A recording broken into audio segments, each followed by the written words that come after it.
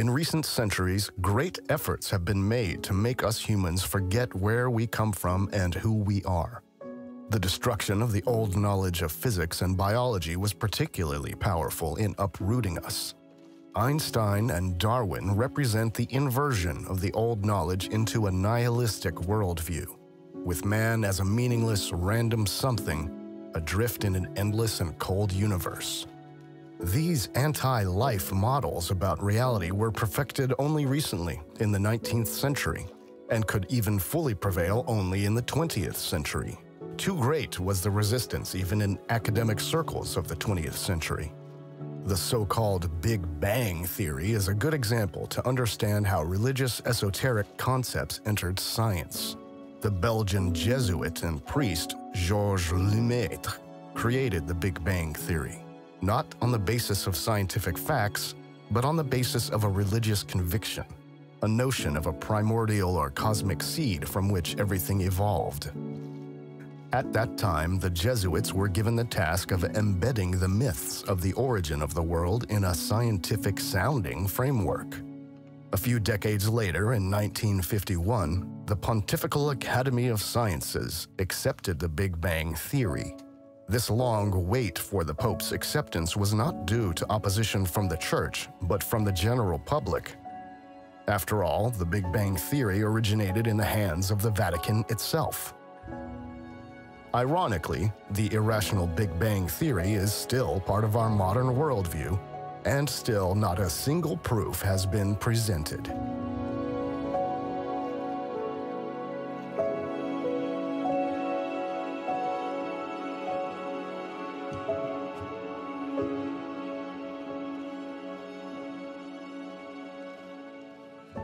The nihilistic and mechanistic worldview represented by Rousseau and other so-called masterminds of the Enlightenment could only flourish on the breeding ground of industrialization.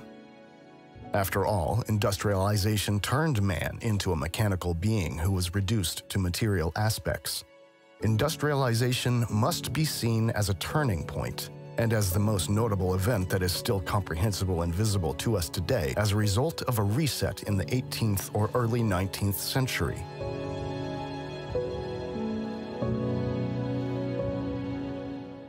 This reset followed an event that also brought about the so-called mud flood. All over the world, the buildings of the old world were partially submerged in the earth, and the former first floors were thus usually converted into cellars. Little is known about the cause of the mud flood, possibly a world war we don't remember or an electromagnetic plasma event.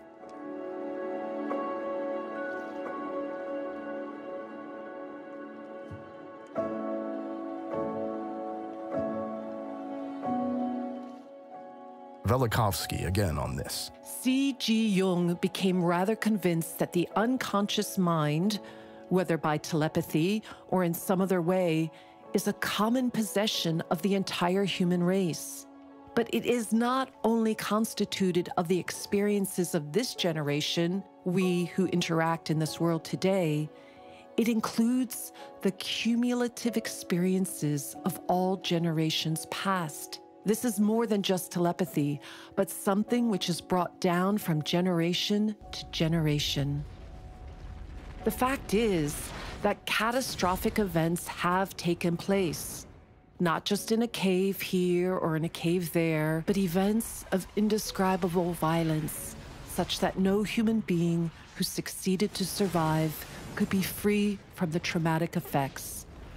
Traumatic effects, as I say, indescribable. Imagine, suddenly, time is no more time. The day does not move into the night. The ocean does not just beat at the coast of the Atlantic, it moves over the continent. Not even moves over the continent. Continent and sea just change places. Where were plains, mountains are thrust up in a matter of hours. The air is filled with loud hissing noises of meteorites falling down and all volcanoes erupting simultaneously. Not just the volcanoes that existed, but thousands of new volcanoes coming up and blazing, and rivers losing their beds, and earthquakes removing cities from their foundations. The human history that starts with the invention of writing is hardly 5,000 years old. Any one of you who reached already the age of 25, lived a full 0.5% of the recorded history. Before I finish, I will read you a letter from one of my readers. I feel that the ancients in myth, epic, and sacred works have been trying to tell us something about a problem that bothered them a great deal. It appears fairly clear that our ancestors were trying to communicate a deep fear, a terrible anxiety. They were talking about a problem that was so terrible that the most drastic measures to group discipline and/or self-repression were justified. It was a powerful fear. It is sometimes suggested that the Bible can directly be applied to modern life, in that all the ancients were really writing about were the problems of survival while avoiding neurosis, worries, unhappiness, and so on. To me, that approach is very unconvincing. The God those people were writing about was terrifying. In the Old Testament, he is the God of wrath. And in the New Testament, as Albert Schweitzer, among others, has pointed out, he is about to end the world in Jesus' lifetime or shortly thereafter. He was dangerous and violent. Rock, fire, flood, hurricane, and similar weapons he used on those he judged ill of. That's what the ancients wrote, and I see no point in trying to water it down. That's what they meant. They were really scared. Immanuel Velikovsky.